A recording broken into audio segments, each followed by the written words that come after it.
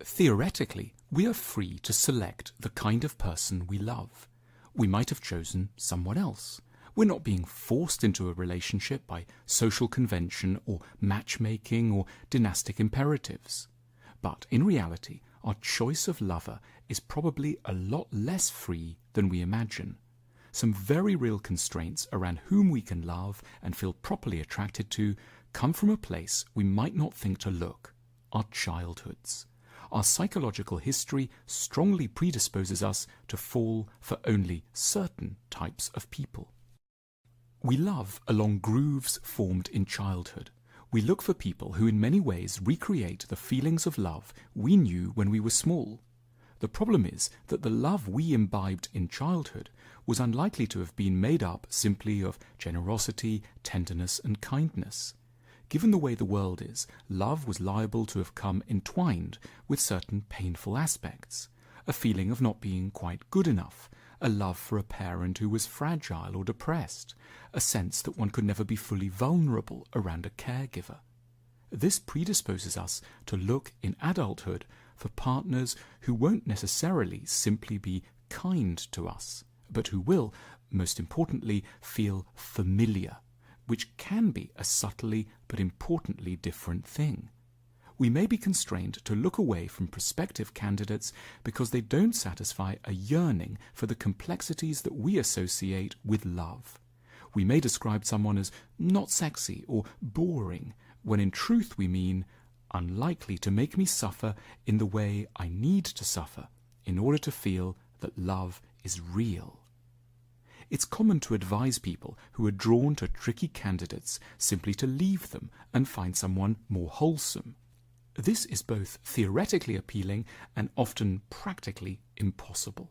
We cannot magically redirect the well springs of attraction. Rather than aim for a transformation in the types of people we're attracted to, it may be wiser simply to adjust how we respond and behave around the occasionally difficult characters whom our past mandates we will find compelling. Our problems are often generated because we continue to respond to compelling people in the way that we learnt to behave as children around their templates. For instance, maybe we had a rather irate parent who often raised their voice. We loved them and reacted by feeling that when they were angry, we must be guilty. We got timid or humble. Now, if a partner to whom we are magnetically drawn gets cross, we respond as squashed, browbeaten children. We sulk, we feel it's our fault, we feel got at and yet deserving of criticism. We build up a lot of resentment. Or perhaps we're drawn to someone with a short fuse, which makes us blow up in turn. Or if we had a fragile, vulnerable parent who was easily hurt, we readily end up with a partner who's also a bit weak and demands us to care for them. But then we get frustrated by their weakness. We tiptoe around them, we try to encourage and reassure, as we did when we were little, but we also condemn this person for being undeserving. We probably can't change our templates of attraction. But rather than seek to radically re-engineer our instincts, what we can do is try to learn to react to desirable candidates not as we did as children, but in the more mature and constructive manner of a rational adult. There is an enormous opportunity to move ourselves from a childlike to a more adult pattern of response in relation to the difficulties we're attracted to. Consider this table. Column A, partner's tricky behavior. Column B, the childlike response on our part. And column C, the more adult response we should aim for. So, raising our voice could lead to a sense that it's all my fault. But the more mature response would be, this is their issue. I don't have to feel bad.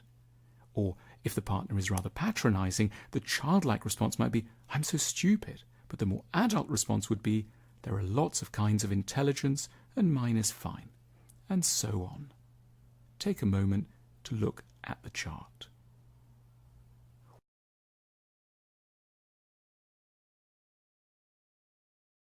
We're almost certainly with somebody with a particularly knotty set of issues which trigger our desires and our childlike defensive moves. the answer isn't to end the relationship, but rather to strive to deal with their compelling challenges with some of the wisdom of which we weren't capable when we first encountered these in a parent or caregiver. It probably isn't in our remit to locate a wholly grown-up lover, but it's always in our remit to behave in more grown-up ways around our lovers' less mature sides.